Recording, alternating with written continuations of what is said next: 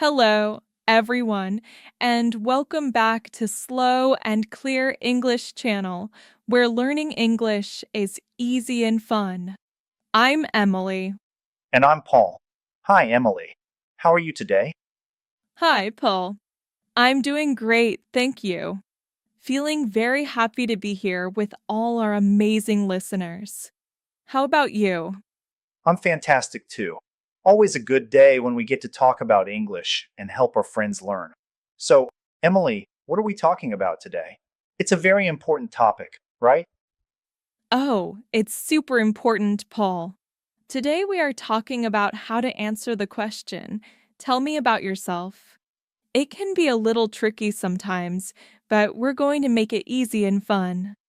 Yes, it's a question we hear a lot in many different situations, from new friends to job interviews. And it can feel a little bit scary. But don't worry, everyone. We are here to help you. Exactly. Before we start, please remember to like this episode, share it with your friends who are learning English, and subscribe to our channel if you haven't already. Yes, please do. Your support means the world to us.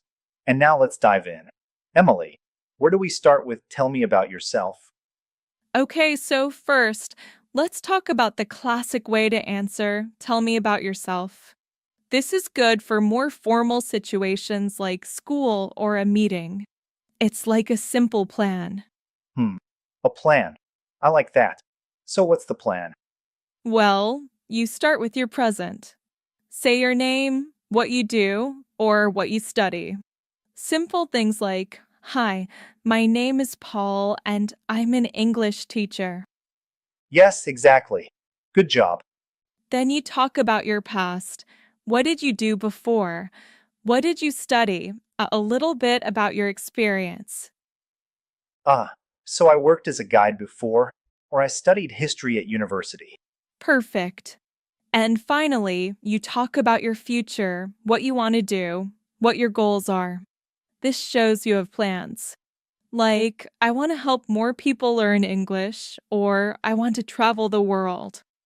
Yes, Emily, you got it. So, it's present, past, future. It's a nice, clear way to tell your story. That's a great structure. It makes it sound very professional, even for beginners. Now, Paul, what about a super simple and safe version for our beginner friends? Sometimes less is more, right? Oh, absolutely, Emily. For beginners, we want to keep it short and sweet. The goal is to feel comfortable saying something, not to say everything. Yes. So maybe just your name, where you're from, and one hobby or something you like to do. That's perfect. So, my name is Paul. I am from London. I like to read books. That's very easy to remember. Yes. And you can smile. It shows you are friendly. You can say, "Hello, my name is Emily. I am from a small town. I like to walk in the park." See? Short and clear. I think that's great for anyone feeling a little shy. Just a few sentences, and you've introduced yourself clearly. No pressure to say too much. Okay, Paul, let's talk about a more specific situation job interviews. This one can be tricky, but it's super important to make a good impression fast. Oh, yes, job interviews. This is where tell me about yourself is almost always the first question. It's not really about your whole life story here. No, not at all. It's about how you're a good fit for the job. So you need to talk about your skills and your experience that are good for that job. Ah, so you should think about the job first. What do they need exactly? Think about the job description. Pick one or two things you are good at that match the job. For example, if the job needs someone good with computers, you say, "I am very good with computers." And maybe a little about what you did before, if it's related to the job. Yes, like, "I worked as a secretary for 2 years and I learned a lot about organizing." Keep it short, focused on the job, and positive. So it's like a mini advertisement for yourself for that specific job. I like it. Now, what about when you meet new people, Emily, in casual conversations? This is different from a job interview, right? Very different. Here you want to be friendly and open, but not too serious. You want to make a connection. Yes. So you can talk about your hobbies, your interests, or what you like to do for fun. Like, hi, I'm Paul. I love playing guitar on weekends. Or, my name is Paul. I enjoy cooking new recipes. Perfect. And you can ask them a question too, like, what about you? What do you like to do? This makes the conversation flow. Oh, that's a good tip. It makes it a two-way conversation, not just you talking. So you share a little, then ask a little. Yes, exactly. It's like, my name is Emily. I like to paint. Do you have any hobbies? Some people are very shy to talk about themselves, especially in a new language. What can we do to help them feel more confident? Oh, that's a great point. It's totally normal to feel shy at first. Practice, practice, practice. Say it out loud in front of a mirror or to a friend. Yes, practice helps so much, even if it's just whispering to yourself. And start small. Don't try to say too much at first. Just a few simple sentences, like our simple and safe version. So don't aim for perfection right away, just aim to speak. Exactly. And don't worry about mistakes. Everyone makes mistakes. It's part of learning. Just keep speaking. And remember, people are usually happy to listen. They understand it's hard to speak a new language. That's very true. Most people are kind and patient. So small steps. And don't be afraid of mistakes. Let's go back to our structure, Paul, the present, past, and future model. This is very good for giving a more complete picture of yourself. Yes, it gives a good overview. So let's give a full example of that. Okay, so for the present, my name is Emily. I am an English teacher and I love helping people learn. Good. Now the past. I studied literature at university, and after that, I worked in a library for a few years. And the future? Now I want to create more fun lessons for our channel and travel to new countries to learn about other cultures. Wow, that's a great example, Emily. It tells a whole story in just a few sentences. It's clear and it covers different parts of your life. Yes, it helps people understand who you are, where you come from, and where you are going. It's a very strong way to introduce yourself. So, Emily, sometimes when you introduce yourself, you want to make it a little more interesting, right? Not just plain facts. Oh, yes. I love when people share a fun fact. It makes them feel more real and friendly. Me too. So, you can add one small interesting thing about yourself, like a hobby that is a little different or something funny that happened. Hmm. Like, I can juggle 3 apples, or I have a cat with 3 different colors. Yes, something like that. Or, I love collecting old stamps. Or, I once met a famous singer. Just one small thing. That's a good idea. It makes you memorable and it can also start a new conversation topic. Exactly. So you can say your name, what you do, and then a fun fact about me is, and share something cool. It's great for casual settings. Okay, Paul, let's talk about some things to avoid when answering. Tell me about yourself. What are some common mistakes? Good point, Emily. We want to help our listeners avoid these. Mistake number one, talking too much. Sometimes people talk for a very long time. It's better to be short and clear. Less is often more. Yes, keep it concise. What's mistake number 2? Mistake number two, not practicing. If you don't practice, you might feel lost when someone asks you. Practice makes it easier.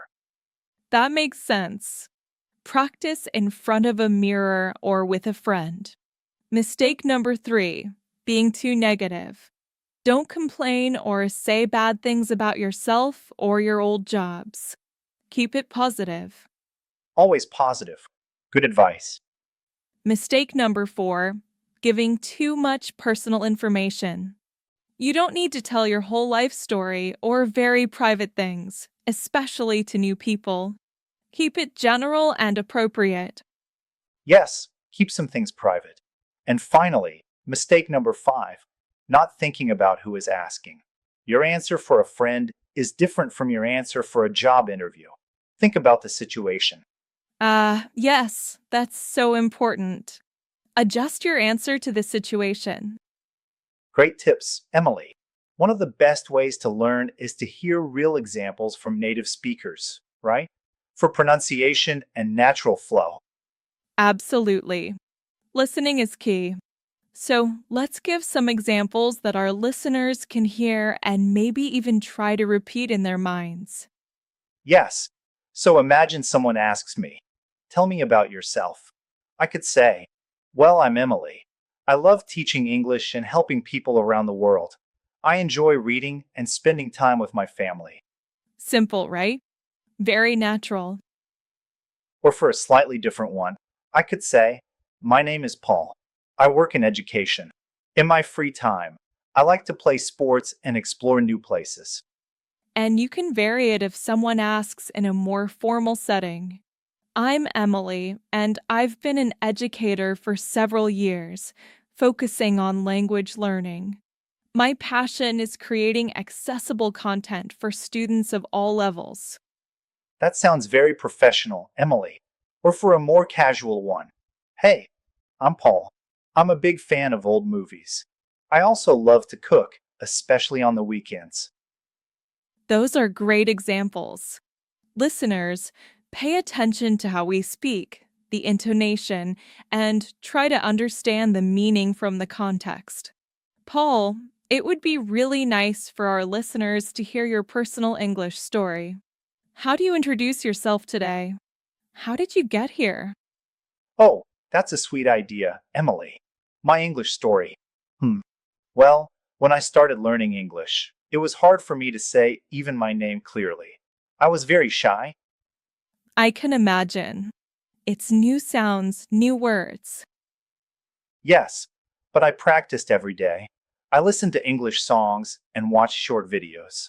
Slowly, I started to feel more comfortable. My first tell me about yourself was probably just, my name is Emily. I am a student. Very short. And now look at you. Yes. Now when someone asks me, tell me about yourself, I usually say, I'm Emily and I'm passionate about language education. I love creating fun and engaging content for our Slow and Clear English channel, helping people all over the world learn English. Outside of work, I enjoy painting and taking long walks in nature. Wow, that's a beautiful and confident introduction, Paul. It shows your journey. Thank you, Emily. It just shows that with practice, anyone can go from shy to confident. It takes time, but it's worth it. Absolutely. And that's our goal here at Slow and Clear English channel to help you all on your English journey. Well, Emily, this was a fantastic episode. We covered so much about answering. Tell me about yourself. Yes, it was great, Paul. I hope our listeners feel more prepared and confident now. I hope so too. Remember, everyone, practice makes perfect. Or at least, practice makes it easier. Before we say goodbye, please remember to subscribe to Slow and Clear English channel if you haven't already, and like this episode. It helps us know you enjoy our content. And please share this episode with anyone who is learning English. Finally, leave a comment below and tell us one fun fact about you. We'd love to hear from you. Yes, tell us something interesting. We love reading your comments. Thank you for listening, everyone. Keep practicing your English. See you next time on Slow and Clear English channel. Bye. Bye, everyone. Have a great day.